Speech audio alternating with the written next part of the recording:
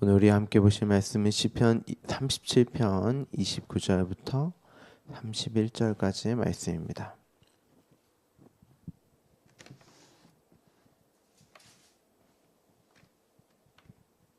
시편 37편 29절부터 31절의 말씀입니다. 함께 봉독하겠습니다. 의인이 땅을 차지하며 거기서 영원히 살리로다. 의인의 입은 지혜로우며 그의 혀는 정의를 말하며 그의 마음에는 하나님의 법이 있으니 그의 걸음은 실족함이 없으리로다. 아멘. 의인이 땅을 차지한다. 또 거기서 영원히 산다. 이렇게 되어 있습니다.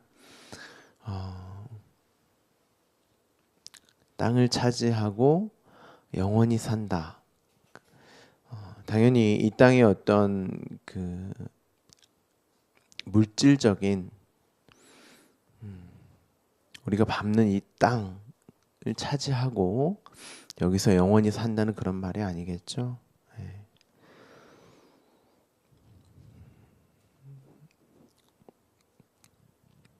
우리는 앞서 이제 은혜를 베푼다는 것이 무엇이며 그것은 이제 빚진 자의 삶이었습니다.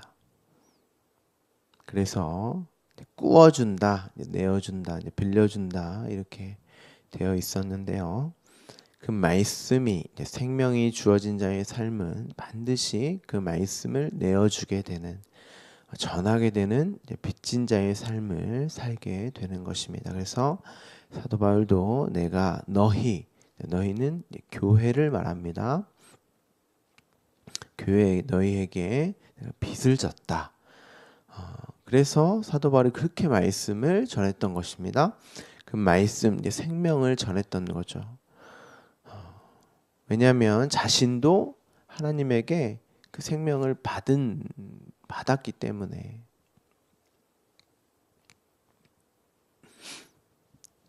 이제 여러분들이 이제 헬라어를 좀 공부해 보시면 이제 빚지다, 또 이제 채무자 뭐 이렇게 되어 있는 단어들을 이제 잘 보시면 하나님과의 우리의 관계를 또 그렇게 설명하기도 합니다. 근데 이게 단순히 어떤 물질적인 어떤 그런 것을 말하는 것이 아니라 이 언약의 관계 안에서의 그 단어들을 좀 정의를 해야 돼요. 그래서 창세전에 하나님께서 주시기로 한 그것, 당연히 그 언약을 말하는 거겠죠. 당신의 자녀들에게 반드시 주시기로 한, 당신의 생명을 전제로 한 우리를 자녀 삼아 주시는 그 생명을 주시는 그것을 이제 빚지다, 이제 채무의 어떤 관계로 이제 설명을 합니다. 그래서 하나님께서 반드시 주시기로 한 그것 우리에게 이제 주시는 거죠. 우리는 그것을 받아서 또 그 생명을 전하는, 내어주는 그 삶을 살게 된다는 거예요.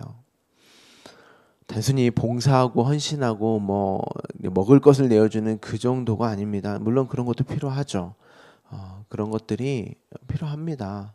그렇지만 그 본질, 이 내용을 빠뜨리는 그런 선한 어떤 그런 것이 아니에요. 참 어렵죠. 그 사랑이, 생명이, 은혜가 무엇인지를 먼저는 올바로 깨닫게 되어서 그 자손이 이제 복을 받는다 이렇게 되어 있었는데요. 그 자손은 우리가 이제 여기서 많은 선한 영향력을 끼치고 선행을 하고 그러면 내 3, 4대에 이르는 어떤 1000대에 이르는 복을 주겠다, 이제 그런 말이 아니고 1000대도 당연히 그 1000대가 아니죠. 그리고 뭐 3, 4대도 그 3, 4대가 아닙니다. 근데 그렇게 못하면 너희 자녀들을 이제 가게 흐르는 저주에서 4대, 3, 4대 이르기까지 내가 벌을 줄 거야, 저주할 거야, 뭐 이렇게 되어 있으니까 우리가 똑바로 선을 행하여서 하나님 말씀 잘 들어서 1000대 이르기까지 우리 자녀들이, 후손들이 복을 받게 해야겠다. 그렇게 이제 이야기를 하고 너희 자녀들이 잘 못 되는 건 네가 제대로 하지 않아서 가게에 흐르는 저주로 그렇게 벌 받는 거야. 이렇게 사기친단 말이에요. 그런 말이 아니고 여기서 자손은 당연히 예수 그리스도를 말미암아 탄생하게 되는 교회인 나죠, 나. 여러분의 부모님, 이 땅에서의 그 육적인 관계, 부모, 자녀의 관계는 다 끊어진단 말이에요. 그리고 하늘의 그 관계는 이 육적인 그 관계가 아니에요. 하나님의 생명을 받은 그 하나님의 자녀로서의 모두 동일한 관계란 말이에요.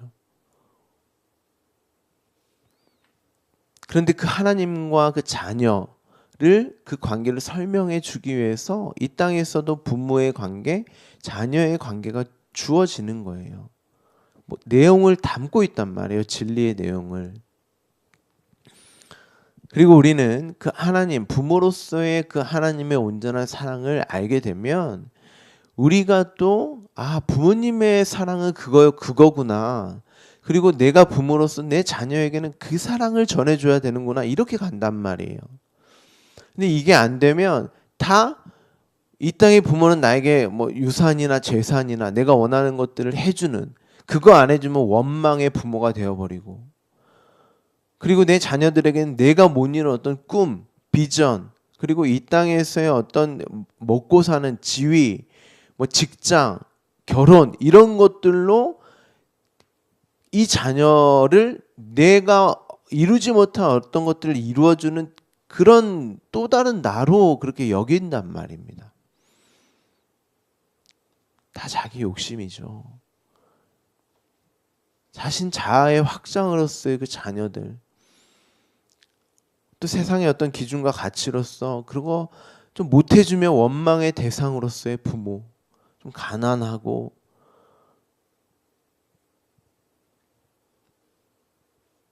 가난해도 여러분 좀 못 배우고 많은 것들을 누리지 못하게 했어도 이 사랑, 이 진리, 그 진짜 부모로서의 그 사랑을 전하고 깨닫게 해주면 그게 진짜 부모님에게 있어서 가장 귀한 것이고, 나도 부모로서 내 자녀에게 그걸 줘야 되는 거예요.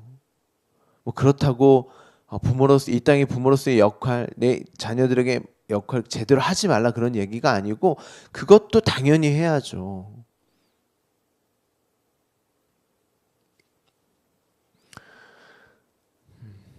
그러니까 여기서의 자손은, 그 복을 받는 자손은 예수 그리스도로 탄생되어지는 나, 그로 말미암아 나아지게 되는 나를 얘기하는 거예요. 그래서 요한계시록에도 여자 교회가 아들을 낳잖아요. 예수를 낳는단 말이에요. 예수는 그 아들을 설명하기 위한 예수니까 그 아들은 또 나란 말이에요. 그러니까 나를 낳는 거예요. 교회로서의 나.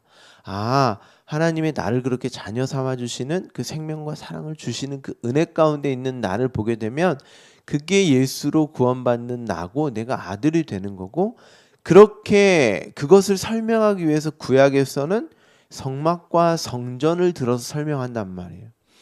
그래서 이제 30절에 보면 그의 입은 지혜롭다. 그러니까 지혜로움이 그거예요. 뒤에 이제 설명을 드릴 텐데, 그 교회, 성전되는 나, 아들 된 나가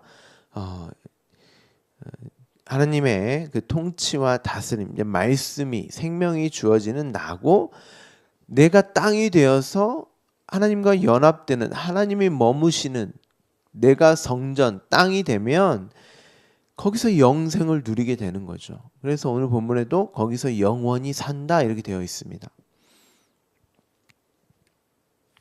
그것이 바로 악에서 떠난 선을 행한 하나님이 가장 보시기 좋은 그 상태, 토부, 그 선의 상태가 되는 것이죠. 또 그게 영생이고,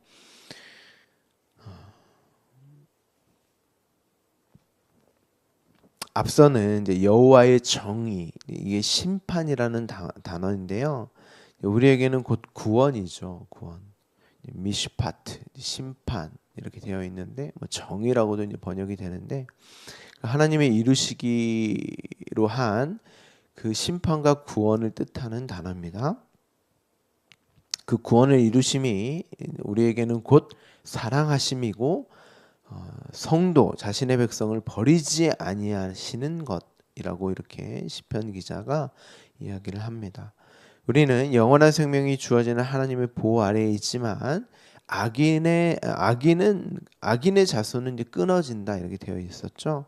이 말을 또 나 외에 다른 악인들을 모조리 심판하신다라는 뜻으로만 기록된 것이 아닙니다. 악인은 나란 말이에요. 나. 육적인 나를 반드시 끊어내시고 그 육으로만 사는 내 욕망과 그 탐심, 하나님을 떠나서도 이 땅의 것을 생명 삼아 살아보겠다라고 하는 그 나를 끊어내시고 그렇게 탄생되는 나는 반드시 죽여서 살려내시는, 그렇죠? 그게 십자가였잖아요. 그 악인은 저와 여러분이기도 하는 것입니다. 그렇죠? 근데 이 땅에서의 그 구원의 현실을 그래서 심판으로 겪게 되는 거죠. 그래서 심판과 구원은 같은 내용을 담고 있는 거예요. 자, 오늘 본문을 보시면 의인이 땅을 차지하며 거기서 영원히 산다 이렇게 되어 있던 것을 제가 앞서 설명을 드렸습니다. 이것은 곧 하나님의 구원이 주어진 자들로 그 생명의 말씀, 그 말씀을 먹고 마시는 하나님의 통치를 받는 그 삶을 살게 되는 것으로서 그 땅이라고 이제 말씀을 드렸습니다. 그러면 곧 그 땅은 하늘이 되는 거죠. 제가 이제 반복해서 설명드리지만 여러분 반드시 이런 내용들을 기억을 하셔야 돼요. 그래서 신약에 나오는 뭐 하늘이라고 하는 우라노스라고 하는 단어들이 나올 때마다 땅의 개념, 하늘의 개념 이런 것들을 다 가지고 계셔야 된단 말이에요. 그래서 앞뒤 문맥에 있는 내용들을 다 이어질 수 있어요. 이런 개념들이 있어야.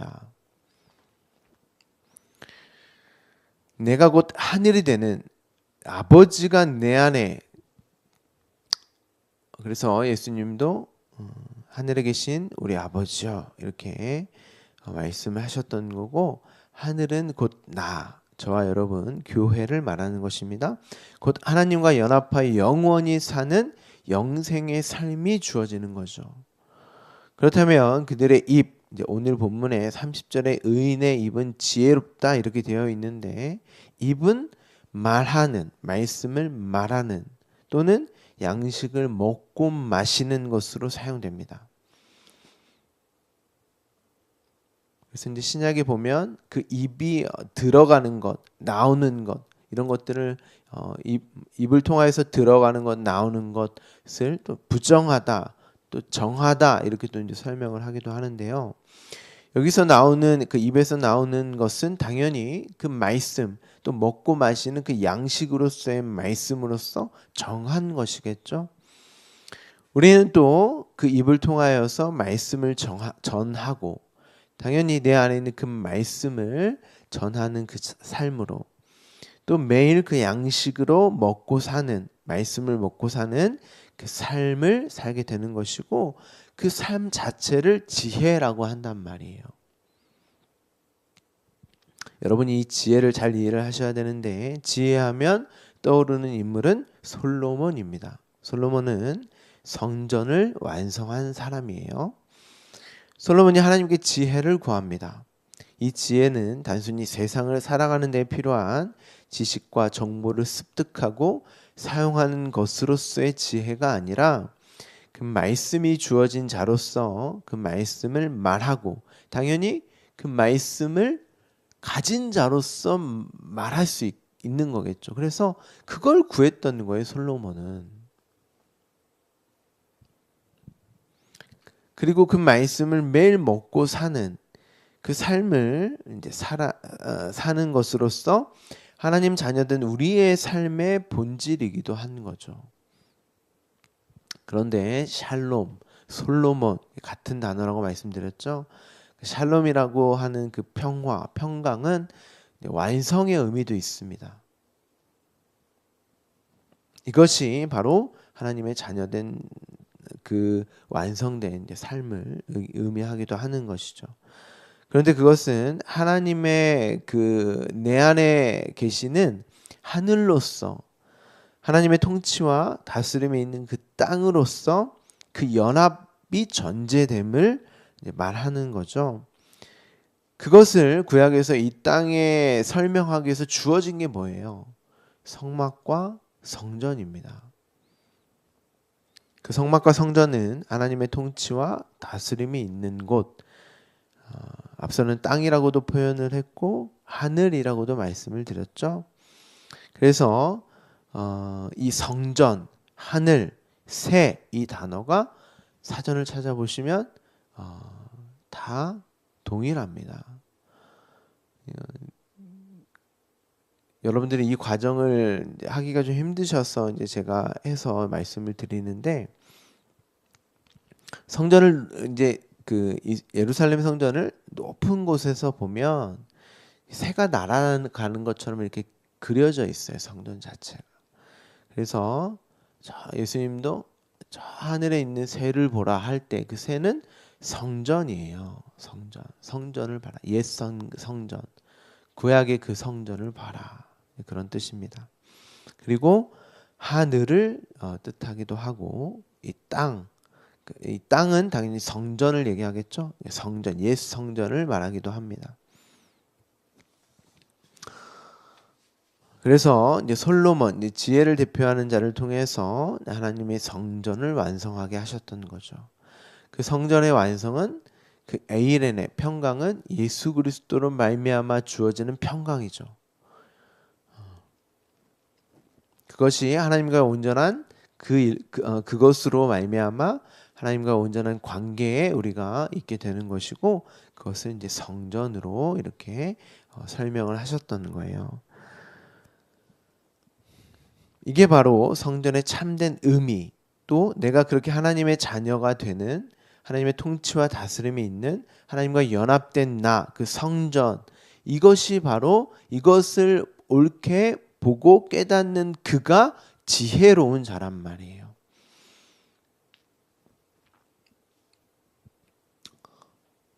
그 하나님의 성전된 나, 그렇게 지어져 가며 연합하게 되는 것을 알게 되는 것을 이제 지혜라고 하는 것입니다. 그래서 솔로몬이 지혜를 구했던 것입니다. 그래서 원문을 보시면 이제 의인이라고 여기 되어 있는데, 그 짜다크라고 되어 있는데, 그의 혀는 당연히 입이겠죠. 신약에서는 이제 불의 혀, 이게 방언이라고 되어 있는데, 그 지혜를 구하는 방언, 그 생명, 오늘도 하나님과의 연합된 성전된 나를 구하는 그 기도, 그걸 방언이라고 한단 말이에요. 그 참된 생명. 근데 그건 이제 엉뚱한 말, 사람들에게는 당연히 그 생명을 생명으로 보이거나 여겨지지 않겠죠. 그래서 사람들은 들을 수가 없는 거예요. 그 말을 할 수도 없는 거고. 그런데 이제 이 방언을 이제 엉뚱하게 사용하는 거죠.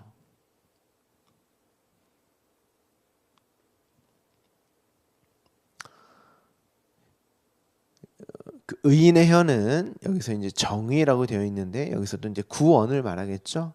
미시파트, 구원, 심판이라는 단어입니다. 정의라고도 번역이 돼요. 나를 구원하신 그것을 몸으로 입으로 이제 삶으로 전하는 그 지혜로운 자의 삶, 그것을 구하는 자의 삶을 살게 되고, 당연히 그것이 주어짐을 깨닫게 되면 매 순간 우리는 구하게 되겠죠. 그런데 이미 주어짐을 안단 말이에요. 주어졌음에도 구하는 거예요, 우리는. 그리고 당연히 그 말씀을 전하는 빚진 자의 삶을 또 살게 되는 거죠. 그 자들을 순교자, 선교자라고 하는 것입니다. 31절 보시면 그의 마음에는 하나님의 법이 있다. 바울은 그 하나님의 법을 생명의 법, 은혜의 법, 성령의 법, 이렇게 말을 합니다. 그 이전에는 율법의 법, 사망의 법이었단 말이에요. 그 말씀을 올바로 갖지 못하면 당연히 그 율법, 사망의 법은 나를 넘어뜨리고 쓰러뜨리는 하게 하는 법이지만 그 하나님의 법, 생명의 법, 성령의 법은 예수 그리스도 안에 있는 나에게는 결코 정죄함이 없는, 나를 쓰러뜨릴 수 없는, 실족하게 할 수 없는 법이란 말, 생명의 법이란 말이에요. 그래서 이는 그리스도 예수 안에 있는 생명의 성령의 법이 죄와 사망의 법에서 너를 해방했다. 이렇게 사도 바울이 말을 합니다. 자유함이 주어졌다. 그 구원함을 이렇게 표현하는 거겠죠. 심판에서의 그 온전케 되는 나. 앞서 이 땅에서는 악인으로 살 수밖에 없는, 그로 심판을 받을 수밖에 없는 내가 거기서 벗어나게 되어졌다는 그 해방, 그게 복음이란 말이에요. 그게 캐리그마, 복음이란 말이죠. 그래서 오늘 본문에서 거기에는 실족하며 있을 수 없는 그 구원의 길, 그 십자가의 길을 걷는 너희에게는 진리요 생명이라는 것입니다. 더 다른 얘기를 해드리고 싶은데요. 이렇게만 알아도 그 이전에 이 이야기를 또 하기까지는 자기 십자가, 부정됨. 사도 바울은 율법이 육신으로 말미암아 연약하여 할 수 없는 그것을 죄에 있는 육신의 모양으로 이게 뒤에 로마에서 설명을 하지만 다 이제 여러분께 여러 번 설명을 드렸던 내용입니다. 그 자기 십자가, 부정됨과 부인됨을 이 땅의 심판으로 경험하게 되고 그 악인의 끊어짐을 통하여서 결국 내가 부정되고 부인되는 그 길을 구원의 길로, 생명된 길로, 은혜의 길로 보게 되어지는 그 내 마음에 말씀이 주어져서 마음이 바뀌어져서 그것을 보고 가게 되는, 오늘도 하나님의 아들인 나에게 그 말씀과 생명을 주시는 그 귀한 삶으로 보게 되는 그 지혜가 여러분에게 있기 때문에 더 설명하지 않겠습니다. 오늘 주어진 여러분의 삶을 그 지혜로운 그 삶으로, 하나님과 연합된 그 자녀들의 삶으로 보고 가시는 여러분 되기를 간절히 소망합니다. 기도하겠습니다.